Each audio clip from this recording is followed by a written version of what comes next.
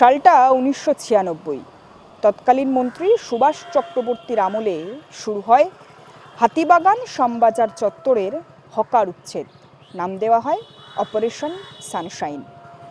আর সেখানেই বেশ খানিকটা বাধার মুখে পড়তে হয়েছিল তৎকালীন সিপিআইএম সরকারকে।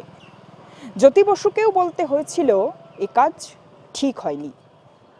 অপারেশন সানশাইনের পর পেরিয়ে গিয়েছে বেশ কয়েক বছর। মমতা বন্দ্যোপাধ্যায় সরকারের আমলেও শুরু হয়েছে হকার উচ্ছেদ, কিন্তু কোথাও গিয়ে আবারও স্মৃতির পাতায় হাতড়ে বেড়াচ্ছে অপারেশন সানশাইন। কলকাতা ফুটপাত দখল করে হকারদের ব্যবসা নতুন কিছু নয়, আর এতে সবচেয়ে বেশি সমস্যায় পড়তে হচ্ছে পথ চলতি সাধারণ মানুষকে।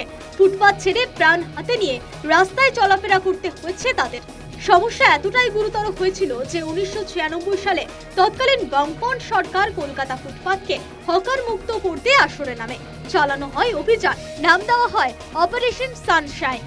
সিপিএম নেতা সুভাষ চক্রবর্তীর নেতৃত্বে এই অভিযানে বুলডোজার ব্যবহার করে জোর করে সরিয়ে দেওয়া হয়েছিল হকারদের। কলকাতার রাস্তায় হকারদের এই রমরমা নিয়ে কার্যত বাংলাদেশ থেকে আসা শরণার্থীর সমস্যাকে দায়ী করেছিলেন তৎকালীন বাম নেতাদের একাংশ।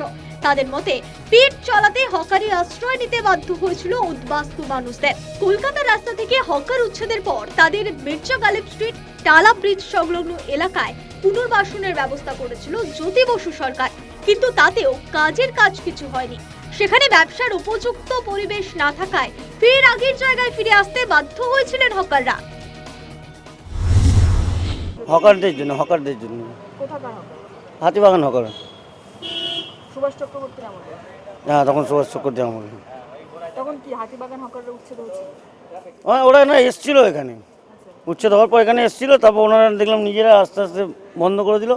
বন্ধ করে দেওয়ার কিছু কয়েক বছর এখানে মানে গুডাউন মতন হয়ে গেছিলো, ধুলো বালি পরে। তারপর তো এইসব জোড়া বাগানের সব সরকারি লোকরা এসে এখন থাকে। এখানে বেচা কেনা হতো না বলেই হকাররা হ্যাঁ, চলে গেছে। এখানকার বাসিন্দা না, আমার বাড়ি হচ্ছে হাওড়া। আমি এখানে কাজ করছি প্রায় 27 বছর হয়ে গেছে। হাতিবাগানের লোকেরা এখানে ওখানকার তুলে দিয়ে এইখানে বসানোর জন্য চেষ্টা করেছিল, কিন্তু ওরা কিছুদিন ছিল মনে হয় সপ্তাহখানেক। তারপরে বেচাকেনা হচ্ছে না বলে আবার ওই জায়গায় চলে গেছে। এখন সরকারি চাকরি করে, রাস্তা ঝাঁটফাট দেয়, কোথাও রান্না করে, কোনো অফিসে ঝাড়ু ফাড়ু দেয়, তাদের জন্য এটা দিয়ে দিয়েছে। বাম আমলে হকারদের জন্য পুনর্বাসন জায়গাগুলিতে স্থান হয়েছে উদ্বাস্তু এবং আর্থিক দিক থেকে পিছিয়ে পড়া মানুষদের। 1996 সালে উচ্ছেদের পর দাবি উঠেছিল রোজগার এবং কর্মসংস্থানেরও। 2024-এও একই দাবিতে সোচ্চার উচ্ছেদ হওয়া হকাররা। অপারেশন সানশাইনের পর হকারদের পুনর্বাসন দেওয়ার জন্য তৈরি সেই বিল্ডিংগুলি বা গালিব স্ট্রিটের খালপাড় ধরে তৈরি সেই দোকানগুলি আজ উদ্বাস্তুদের বা ঘরছাড়াদের ঠিকানায় পরিণত হয়েছে।